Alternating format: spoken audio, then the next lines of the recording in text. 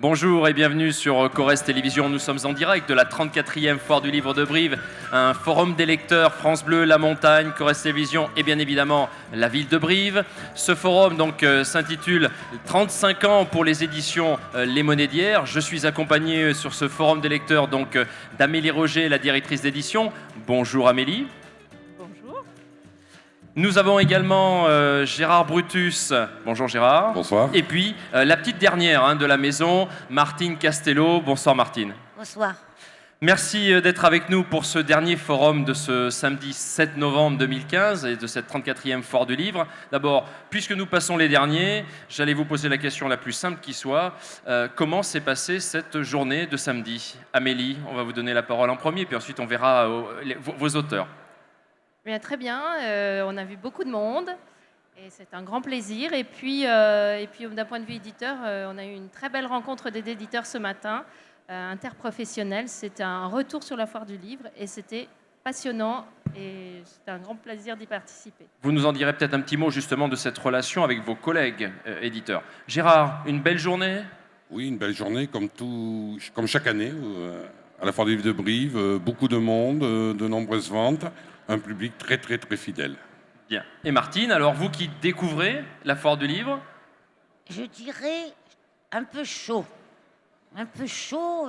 Nous sommes à Brive, le riant portail du Midi. Bon, alors, c'est normal. Il faut l'accepter. Il y avait beaucoup de chaleur humaine et de chaleur solaire.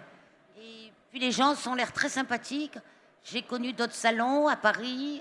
C'était moins humain. Je trouve qu'il y a un rapport plus chaleureux. Et vous avez pu vraiment dialoguer, discuter avec des lecteurs? J'ai beaucoup discuté, j'ai refait le monde avec plein de gens. Bon, on y reviendra tout à l'heure. Alors, un ministre disait quel bel homme. Moi, j'allais dire quel bel âge. Quel bel âge, 35 ans, l'âge adulte pour cette maison d'édition 100% corrézienne et à vocation limousine, comme l'indique le logo. Je vais le remontrer à la caméra. Ce logo composé des 3 départements et qui a aussi par-dessus en noir le massif des Monnaies d'hier qui traverse finalement cette image, le massif des Monnaies d'hier stylisé. Quelle histoire, Amélie Roger, quelle histoire pour cette maison d'édition que vous avez donc reprise il y a 2 ans. Et le hasard faisant bien les choses, nous sommes le 7 novembre 2015 et j'ai retrouvé, avec qui nous travaillons, le journal La Montagne, un papier signé du 7 novembre, pile poil 2 ans, du 7 novembre 2013, où vous parliez justement et vous disiez ça a fait tilt. Alors qu'est-ce que ça veut dire ça a fait tilt pour vous au début de l'année 2013 plus exactement, puisque le papier rappelait que vous aviez repris la maison d'édition 6 mois auparavant. Tout à fait. Eh bien, ça a fait tilt, ça veut dire que quand j'ai rencontré l'ancien propriétaire des éditions Les Monnaies d'hier, qu'il m'a dit, eh bien écoute, voilà, si ça t'intéresse, vas-y, je te laisse Les Monnaies d'hier. Eh bien, j'ai dit oui, ça a fait tilt. Ça a fait tilt pour plusieurs raisons, parce que d'abord, c'est une maison d'édition qui, donc, à l'époque, avait déjà 32 ans, et que je connaissais parce que je suis originaire du Limousin.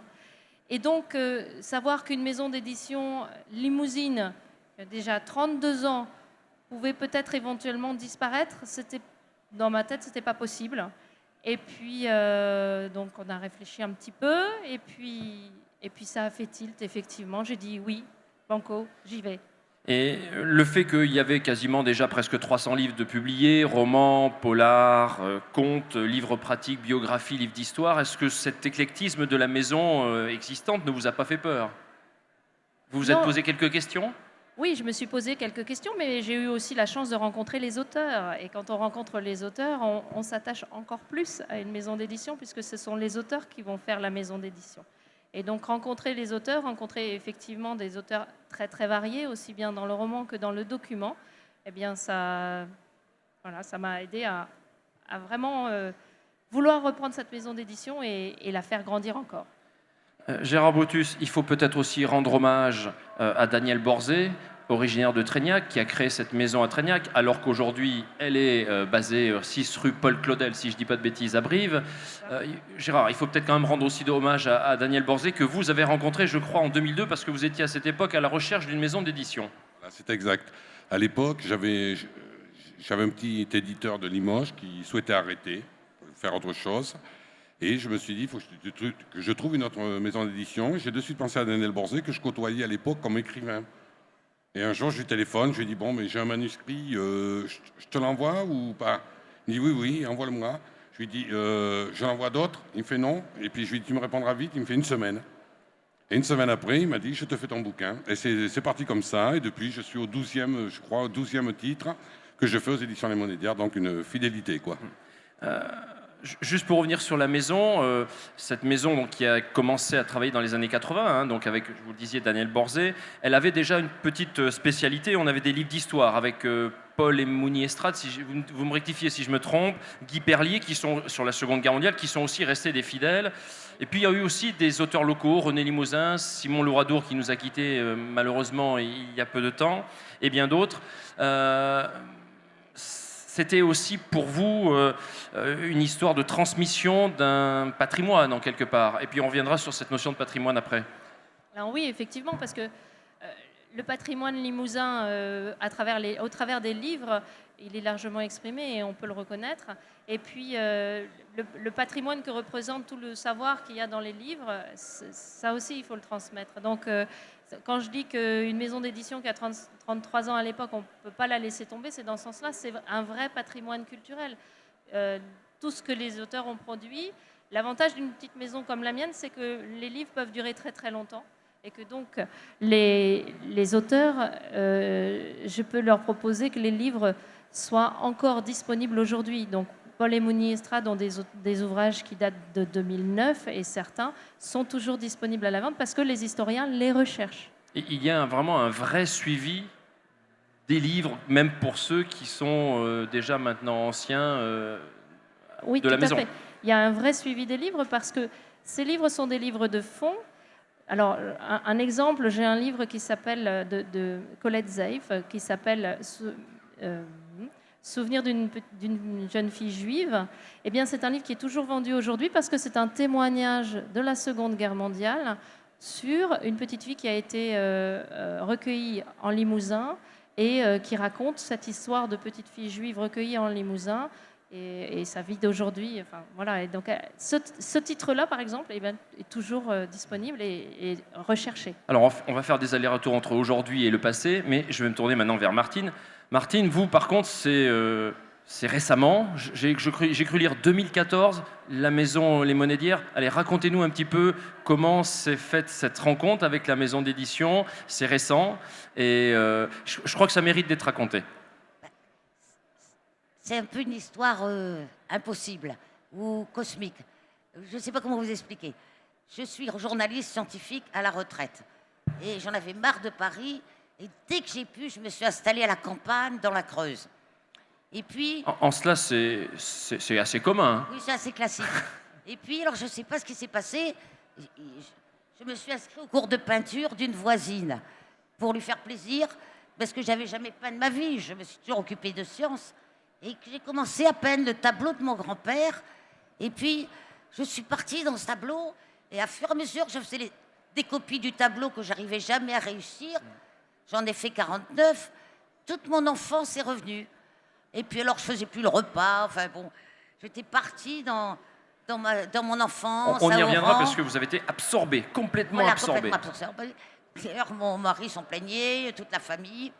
Et puis, après, j'ai écrit cette histoire-là. Et puis, on m'a demandé de faire une exposition sur mes tableaux. Et puis, j'avais mis le manuscrit à côté en disant, si vous connaissez un éditeur, appelez-moi. Et ce jour-là, synchronicité cosmique, Amélie Monédière passait au carnet de campagne sur France Inter. Et alors, quelqu'un m'a appelé dans l'après-midi, on me dit, mais on t'a trouvé une éditrice. Je dis, ah ben oui. J'ai envoyé mon manuscrit, et voilà. Et maintenant, je suis très heureuse d'être dans cette petite maison humaine. J'ai écrit beaucoup d'autres livres dans des très grandes maisons. Et c'est pas du tout la même chose. Vous avez remercié France Inter d'avoir invité ou d'avoir sollicité, bien sûr, voilà, Amélie. C'est ça, voilà. C'est grâce à ça que je suis très heureuse d'écrire dans cette maison-là. Alors, revenons un petit peu en arrière. La période 2008-2013 a été difficile quand même pour la maison d'édition. Je pense qu'il faut aussi le dire. C'était une association, mais elle a quand même évolué sous la houlette de Duc Barral, si je ne dis pas de bêtises. Là aussi, c'est devenu une entreprise. Elle s'est dotée d'un site web. Et puis, donc, il y a eu la reprise. Vous n'étiez pas du tout dans ce milieu-là, Amélie. C'était vraiment pas du tout. Vous étiez juriste de formation. Vous avez dû avoir quand même quelques semaines un peu compliquées. Il faut s'immerger dans le milieu. Et puis rapidement, parce que les auteurs sont là, il faut faire vivre la maison. Il y a certainement des relations à nouer. Donc ça a dû être difficile et il vous a fallu certainement beaucoup de courage. Je dirais que c'est comme toute passion, quand on découvre quelque chose et qu'on s'y lance avec passion, voilà. Je répète mes mots, je ne suis pas aussi douée que mes auteurs. Eh bien, finalement, on voit ce qu'il y a à faire. Moi, je me suis dit, bon, qu'est-ce qu'il faut faire ? Eh bien, j'ai des livres, il faut que j'aille les proposer aux libraires, il faut trouver les lecteurs, il faut trouver plus de lecteurs, retrouver les lecteurs, le lectorat naturel des éditions Les Monédias. Donc, j'ai pris mes livres, et puis j'ai été voir les libraires, et puis essayer de rencontrer le plus de monde possible pour pouvoir donner la parole aux auteurs qui font confiance aux Monédias. Voilà. Alors justement, en parlant justement des éditions Les Monédias, aujourd'hui, on reviendra vers Gérard et Martine dans un instant. Vous êtes venus d'abord avec 6 auteurs, je crois, sur cette Foire du Livre 2015. 6 auteurs, dont 5 femmes. Gérard, vous êtes le seul homme ? Non, j'ai mon collègue Daniel qui est là. Donc nous sommes 4 dames et 2 messieurs. D'accord, pardon. Donc il y a Régine Rossi-Lagorce. On va montrer donc son livre, Cuisiner avec les trésors de nos placards. Voilà, Régine qui était d'ailleurs sur le plateau du Forum des lecteurs vendredi matin, ici même. Et puis également donc Régine Laprade, Des destins falsifiés. Voilà, pour ces auteurs. On poursuit avec, alors là, c'est une habituée puisque nous l'avons eu sur Corrèze Télévision, Paloma Leone, interviewée par Pascal Anglès, donc c'était il n'y a pas très longtemps.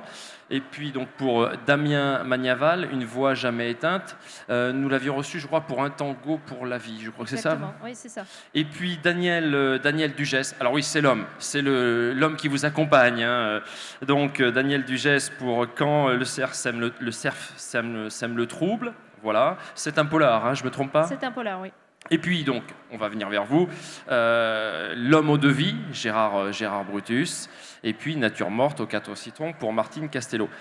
Quelle est la ligne éditoriale que vous avez voulu mettre en avant, Amélie, à la fois sur la foire du livre et aussi en reprenant la maison d'édition il y a 2 ans ? Il y a une ligne éditoriale de toute façon. Il y a une ligne éditoriale. Quand on s'appelle Les Monédières, l'objectif, c'est quand même de faire vivre les auteurs limousins et de faire connaître la culture limousine dont on parlait tout à l'heure. Alors, après, quelle ligne éditoriale par rapport à aujourd'hui, par rapport à cette foire du livre, c'est montrer les réalisations de nos auteurs et faire découvrir les livres de nos auteurs de cette année. Et donc, sur la dizaine de livres publiés cette année, vous en avez donc 2 qui sont avec moi aujourd'hui et 4 qui sont là. Un autre qui est passé dans l'après-midi qui s'appelle Guy Roumieux. Et voilà. Alors, on va aborder le livre de Gérard Brutus, L'homme aux 2 vies. D'abord, je voulais aussi souligner que le livre précédent, Le curé de Cédrac, a reçu le prix Panazo 2015. Je crois que c'était au Salon du livre de Saint-Martin-de-Jussac, c'est bien cela ? Oui. Alors, nous sommes en 2015, c'était le 70e anniversaire de la Seconde Guerre mondiale. Est-ce que, parce qu'il y a quand même un retour en 1945 dans votre livre, est-ce qu'il y a quand même quelque chose qui est derrière tout cela, 70 ans, 1945-2015, Gérard ? Pour tout dire, oui. C'est-à-dire, j'ai imaginé dans ce roman que Hitler n'est pas mort comme on nous l'a dit. J'ai imaginé Hitler qui s'évade, qui prend un sosie, qui fait tuer à sa place et tout, et il s'échappe, il vit en Italie, il vit après en Amérique du Sud, et il revient un beau jour s'installer à Cédrac, qui est une petite commune de la Corrèze. Mais évidemment, il ne peut pas dire « je suis Adolf Hitler ». Donc, il s'est donné comme identité qu'il est ancien mineur de fond, d'origine italienne. Et voilà. Et en fin de compte, le jour où il ne peut plus vivre tout seul, il va à l'hospice du coin, parce qu'à l'époque, on appelait ça un hospice, dans les années 50, 60. Et arrivé à l'hospice, le directeur de l'hospice est un psychiatre de métier. Et un jour, ce fameux soi-disant mineur de fond lui dit vous savez qui je suis? Il lui fait oui, vous êtes un ancien mineur de fond d'origine italienne. Alors justement, on ne va pas aller jusqu'au bout, bien évidemment. Pour revenir justement et rebondir sur ce 70e anniversaire, vous parliez d'Hitler, est-ce que vous avez un avis, vous, sur la réédition de Mein Kampf dont on a parlé récemment, à titre personnel? C'est quand même lié au livre, enfin lié de très loin, mais en tous les cas, on peut se poser la question. Je pense, enfin, c'est un livre, donc moi je serais pour la liberté qu'on puisse le rééditer. Après, les gens choisissent. Ils ont envie de le lire, ils le lisent. C'est un bouquin. Bon, Hitler, il était ce qu'il était, mais il existait, ce livre. Et je pense que par curiosité et par principe, je vais les dire, historique, pourquoi pas. Bon, personnellement, s'il sortait, je n'irais pas l'acheter, personnellement. Mais je pense que ça fait partie de la liberté de l'écriture. Et puis bon, le temps a passé. Et ça peut être très bien pour les jeunes, peut-être. Martine Castello a un avis aussi. C'est-à-dire que je voulais dire qu'il va être édité. D'ailleurs, on le trouve facilement sur Internet. Oui, bien sûr. Il va être édité avec des commentaires. C'est pas le livre lui-même. Donc, ça fait partie de l'histoire. Si c'est vu comme ça... Et des commentaires explicatifs, voilà, bien évidemment. Voilà. On touche à un domaine qui est la psychiatrie aussi. Est-ce que là aussi, vous avez étudié, travaillé, et que finalement aussi, on peut dire que ce monde est très complexe, ce monde de la psychiatrie, surtout dans les années 50-60, où j'imagine qu'on faisait ça... Alors, j'espère qu'il n'y a pas de médecin dans la salle. Un peu à la petite semaine. Oui, c'est-à-dire la psychiatrie a fait énormément de progrès aussi, c'est sûr. Là, à cette époque-là, bon, mais c'est vrai qu'on les enfermait un peu, quoi. Et puis les plus dangereux, les plus méchants étaient vraiment enfermés. J'ai appris que des fois, il y avait un petit carré pour ouvrir la porte, pour leur donner à manger. Certains dans les années 50, 60. La psychiatrie maintenant était, je dirais, un peu mieux reconnue, bien que c'est toujours le parent pauvre de la médecine. Discutez avec n'importe quel psychiatre, on vous dira que la psychiatrie est le parent pauvre de la médecine. Mais c'est des maladies qui arrivent. Et c'est sûr qu'un psychiatre qui voit arriver quelqu'un qui va lui dire « Bonjour, je suis Napoléon, ou je suis Hitler, ou je suis Tino Rossi », ça doit surprendre. Je reconnais que ça ne va pas être évident. Martine, la psychiatre, en tant que scientifique, hein, avec un regard scientifique. À partir des années 50, il y a tous les médicaments psychotropes. Et donc, ça a complètement révolutionné la psychiatrie parce qu'on a donné une camisole chimique aux fous et on les a mis en liberté. Et finalement, ils n'ont pas gagné au change parce que pendant les années, on les installait. Bon, il y avait des maisons qui étaient très bien, des sortes de foyers où ils avaient chacun leur place. Ils retrouvaient, il y en avait qui faisaient la vaisselle, d'autres les jardins. La psychiatrie, pendant des siècles, ça a été ça. Finalement, dans cet univers-là, de fous, eh ben, ils retrouvaient leur place. Qu'aujourd'hui, ils sont en liberté partout, sous psychotropes. Et quand ils les prennent pas, ben, déjà qu'on est dans un monde assez, quand même... on vit dans un monde de fous normal. C'est une expression. Donc ça ne nous arrange pas d'être avec des fous dans la nature comme ça. Mais pour avoir vécu dans une autre vie en Haute-Corrèze, et je pense que vous aussi, Amélie, il y avait du côté des Gurans de Merline, dans les vallées du Chavanon, un asile, hein, Gérard, qui, je pense, existait déjà dans les années 50 et qui, à mon avis, devait peut-être ressembler un peu à celui que vous décrivez dans votre livre. C'est-à-dire, à cette époque-là, d'après ce que j'ai compris, on les enfermait. C'est-à-dire, même les familles n'allaient pas les voir. Beaucoup n'allaient pas les voir. Bon, c'était... Aujourd'hui, en psychiatrie, vous avez des sorties, vous avez des éducateurs, vous avez un traitement médical et tout. À cette époque-là, c'était un peu les lépreux, si on peut employer ce terme-là. Voilà. Et beaucoup étaient dans des mouroirs. On les abandonnait. Et souvent, justement, on se débrouillait de choisir des petits asiles psychiatriques dans les campagnes, pour ne pas faire trop de bruit. Allez, revenons à la maison d'édition, puis on terminera avec Martine dans quelques instants. Alors, vous parlez beaucoup du numérique. Le numérique, c'est vraiment l'avenir. Olivier Chaperon, dans le supplément de La Montagne, disait « Que sera le livre en 2100 ? Sur papier, en version numérique, directement instillé dans notre cerveau ?» Vous avez une idée, Amélie, sur le livre numérique? J'ai une idée de... Alors, je ne sais pas si j'ai une pour idée... Pour les éditions Les Monédières, bien sûr.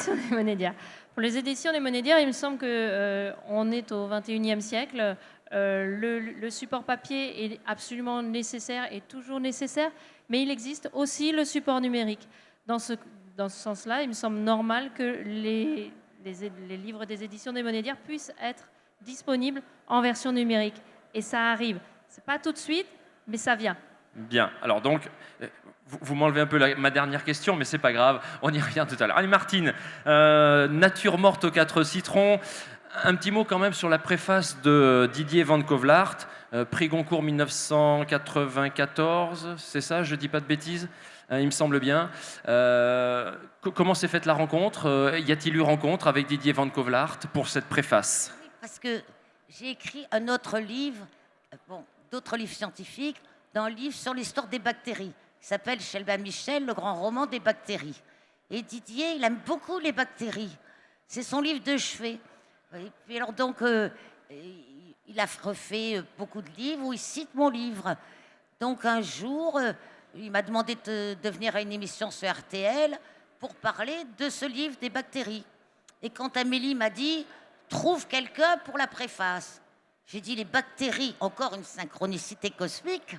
Vous y croyez, mais vous avez raison. Mais ma vie est tout le temps comme ça. Et alors, j'ai dit « Les bactéries nous ont rassemblés », j'ai défendu les bactéries. Alors j'ai écrit à Didier, j'ai dit « Les bactéries nous ont rassemblés, est-ce que tu veux faire quelque chose sur mes citrons ?» Il a dit « Mais parfait, je le fais. » Et voilà. Alors je vais en profiter, j'ai pas souvent l'habitude de lire des passages de livres, mais simplement, face à la fausse acidité du citron, l'humour de l'auteur demeure inoxydable. Quel que soit le dosage de fiction et d'autobiographie, on reconnaît Martine telle qu'on l'aime, impatiente, passionnée, égoïstement généreuse, et ainsi qu'elle le souligne, avec une fière modestie profonde comme sa Creuse. En tous les cas, c'est un beau passage de cette préface. Alors justement, la Creuse, parce que la Creuse et les citrons, dites-moi, je vais vous faire un aveu, Martine, je suis creusois d'origine, et moi, j'irai pas planter un citronnier en Creuse. Oui, mais ma fille habite en Espagne. Et alors, tous les gens de mon village, de Liou-les-Monges, ils sont tellement gentils, ils nous donnent des confitures partout. Et un jour, ma fille est arrivée avec un grand panier de citrons, et j'ai pu en distribuer à tout le village. Et maintenant, chaque fois que ma fille vient, je distribue à tous mes amis du village des citrons bio, complètement naturels. Donc finalement, les citrons sont arrivés jusque dans la Creuse. Alors, on fait des allers-retours, justement, entre un territoire où il y a beaucoup de citronniers, c'est l'Afrique du Nord, et en l'occurrence l'Algérie de votre enfance, et puis nous revenons dans la Creuse. J'allais dire, ce sont des tranches de vie ou des rondelles de vie familiale avec un zeste d'humour. Est-ce qu'on peut finalement caractériser votre livre comme ça? Parce que je crois que vous avez beaucoup d'humour et cela transpire dans le livre. C'est-à-dire que j'ai, comme beaucoup de personnes, un trou dans le tonneau. Il faut expliquer un peu. C'est bizarre, mais allez-y. Comme beaucoup de gens, un petit manque affectif, un petit manque de confiance. Nos parents, quand on était jeunes, ils nous disaient pas « tu es formidable » comme on fait aujourd'hui à nos enfants. Et donc, quelque part, ça nous suit toute notre vie, même si on a fait une carrière, même si on a fait des tas de choses, il y a toujours le fait que « oh t'es nul, gourd tu es, gourd tu restes ». Et donc, là, quand ça m'a pris la folie des citrons, je dis, mais cette fois, il faut que j'arrête avec ce tonneau des Danaïdes. J'ai 65 ans quand même, c'est pénible d'être comme une petite fille. En plus, il y avait mon père qui habite avec nous, il vient de mourir, mais on l'a eu jusqu'à 100 ans. Donc, j'ai écrit aussi ce livre pour que mon père le voie. Il y a beaucoup de choses. C'est vrai que je suis très feignante et j'aime bien les choses concentrées et courtes. Donc, il y a beaucoup de choses dans ce livre. C'est pas la peine de le lire très long, il y a un peu de tout. Donc, il y a aussi le cœur d'une petite fille qui avait besoin d'avoir confiance en elle. Et par cette histoire de citron, je cherche le tableau de mon oncle. Alors, on y reviendra tout à l'heure parce qu'il y a une recherche et vous êtes en quête. Il y a une quête de quelque chose. Vous êtes mis à la peinture, vous nous l'avez dit tout à l'heure, mais alors vos voisins creusois de Liou-les-Monges, ils sont pas super réceptifs à vos tableaux. Enfin, je ne permettrai pas forcément de les juger, mais... Enfin, je suis incomprise. Même dans ma propre famille, la prof de peinture a dit toujours « Mais Martine, tu es Van Gogh, tu es Van Gogh !» Et puis après, mes enfants « Mais maman, tu es Van de Croûte, tu es Van de Croûte !» C'est agaçant. Mais je m'acharne. Et donc, je montre mes tableaux à tous les gens qui viennent. Et puis, on finit par les apprécier. J'en ai fait 49, forcément. Ils m'ont pris un peu pour une folle. Mais... Votre fils Julien parle de citronite ? Oui. C'est une maladie que... Oui. Enfin, vous, la scientifique, la citronite, ça vous parle? Mais tout le monde m'a dit, mais t'as un TOC obsessionnel compulsif, Martine. Vous avez remarqué que la couleur de votre micro, c'est jaune, hein? Ah oui, oui, ça poursuit. Oui, je vois. Et donc là, alors, ils me disaient, oh, t'as atteint de citronite, tout le monde s'inquiétait, ils avaient peur que ça soit contagieux. Enfin, maintenant, j'ai un peu arrêté, je fais des pommes maintenant. D'accord. Bon, mais c'est plus adapté à la Creuse quand même, les pommes, hein. C'est plus naturel. Cette enfance algérienne, elle est pleine d'anecdotes, et en particulier d'anecdotes très touchantes. On sent véritablement que cette enfance en territoire algérien, qui à l'époque était un département français, hein, aussi il faut le rappeler, vous a profondément marqué, et il y a des passages familiaux qui sont, je dirais, oui, franchement troublants et touchants. Allez-y, Martine. Eh bien, c'est-à-dire que quand je suis arrivée en France à l'âge de 12 ans, j'ai plus voulu du tout penser à mon enfance. Je me suis dit, il faut que je sois grande, il faut que je devienne comme le monde des grands, je devienne première en classe, je devienne intelligente. Et j'ai laissé mon enfance, j'en ai jamais plus parlé. Et puis, quand j'ai commencé à faire ces tableaux, c'était comme si mon grand-père était derrière moi. Et tous des souvenirs d'enfance me sont sortis. Voilà. J'ai pu retrouver mon enfance. Voilà. Amélie, un petit mot sur ce Nature aux 4 citrons, parce que c'est quand même un livre, c'est vrai, où on a les images de famille, les images personnelles de la vie récente finalement en Creuse, et puis il y a cet humour, et puis ce dynamisme. On sent bien que Martine, elle pulse, comme on dit familièrement. Je fatigue un peu, hein. Oui, pas encore, si peu. C'est un livre que j'ai lu avec grand bonheur parce qu'effectivement, comme vous le dites, il rassemble à la fois les histoires d'enfance très touchantes et puis cette installation en Creuse avec beaucoup d'humour. Moi, voilà, c'est vrai que c'est ce passage de l'enfance, de la famille avec beaucoup de joie sur l'enfance et puis ensuite la Creuse. Gérard. Alors moi, Allez-y. Je voulais rajouter juste quelque chose. Martine, donc, j'ai fait sa connaissance hier. Donc, c'est une nouvelle collègue qui est aumônier d'hier et qui à première vue, a bien l'esprit convivial de l'équipe. Parce qu'une maison d'édition, ça, c'est primordial. Il faut la convivialité. Et c'est collectif, c'est ce qu'on veut dire, Voilà. c'est collectif. C'est un cadeau de la vie. Voilà, vous c'est vous une rendez compte, entente. je tombe dans un village avec des gens gentils. J'arrive dans une maison d'édition avec des gens humains et gentils. Mais ça, je remercie la vie. C'est primordial. Si vous avez des maisons C'est les d'édition. seules choses intéressantes. Vous avez des maisons d'édition, vous êtes un numéro, si on peut dire, dans les grosses maisons parisiennes ou autres. Là, moi personnellement, en tant que petit auteur, je privilégie ce contact-là, l'ambiance, rigoler un petit peu, être sérieux par moment et être un peu de fraternité, quoi. Voilà. Alors, on termine, Martine. En 4e de couverture, vous nous dites être en quête justement d'un tableau peint par un tonton, Dédé. C'est une recherche impossible. Quoique, vous faites appel à toute personne qui aurait habité à Rieux-la-Pape, donc dans le département du Rhône, et qui aurait peut-être vu passer ce tableau de nature morte aux 4 citrons. Allez-y, expliquez-nous votre recherche actuelle. Eh ben, c'est-à-dire qu'il faut que je dépasse la Creuse, que j'aille jusqu'à... Mon livre soit connu jusqu'à Rhône-Alpes, parce que mon oncle, le fils de mon grand-père, il avait peint aussi ce tableau. Mais qu'après, quand on a débarrassé la maison, quand il est venu habiter chez nous, eh ben, il a été donné aux gens de la cité. C'est une cité. Et le tableau est parti avec plein d'autres tableaux. Et maintenant, j'ai mauvaise conscience. Je voudrais retrouver cette famille. Je suis sûre qu'elle attend. Parce que mon oncle, il avait la baraka. Et je suis sûre qu'ils attendent. Ils se disent, mais quand est-ce que la baraka de Dédé, elle nous tombe? Et moi, je veux y aller. Alors, je demande à tout le monde, aidez-moi à faire connaître ce livre et ces tableaux, que je puisse arriver jusqu'à Rieux-la-Pape. Pour retrouver le tableau d'origine. Voilà, c'est une quête un peu ridicule, mais c'est ma quête. Alors voilà. justement, le numérique... C'est une quête d'enfant. Le numérique va pouvoir vous aider, les réseaux sociaux... Je ne sais pas faire tout ça. Vous, la scientifique, vous ne savez pas faire ça? Non, je suis restée au traitement de texte et aux emails. Je ne veux même pas de portable parce que ça me fait un fil à la patte. Mais enfin, j'ai rien contre le monde qui se met en marche aujourd'hui. Oui, mais vous savez que vous diminuez vos chances de trouver le tableau. Non, parce que je crois qu'il va y avoir des forces cosmiques qui vont se mettre en place. Merci. Amélie, le mot de la fin pour la directrice d'édition, si vous me permettez, Gérard et Martine. Alors, je veux quand même vous poser la question, quelles sont les pistes de développement futures que vous avez déjà dans un petit coin de la tête, Amélie, celles qui vont dynamiser, continuer à faire vivre et à faire évoluer cette maison d'édition? Il y a déjà, je peux le montrer là aussi aux cadreurs et à l'image, ce catalogue spécial anniversaire que vous venez de sortir, que vous m'avez apporté ce matin et je vous en remercie, le catalogue des 35 ans hein, donc de la maison Limonidière. Alors, quelles pistes de développement? Les pistes de développement, c'est valoriser encore mieux les auteurs déjà présents aux Monédières, donc trouver des relais, pouvoir vraiment les exposer un peu partout. Alors, depuis l'année dernière, je suis présente au Salon du Livre de Paris aussi. C'est une façon comme une autre de faire connaître, au-delà des limites du Limousin, la maison d'édition.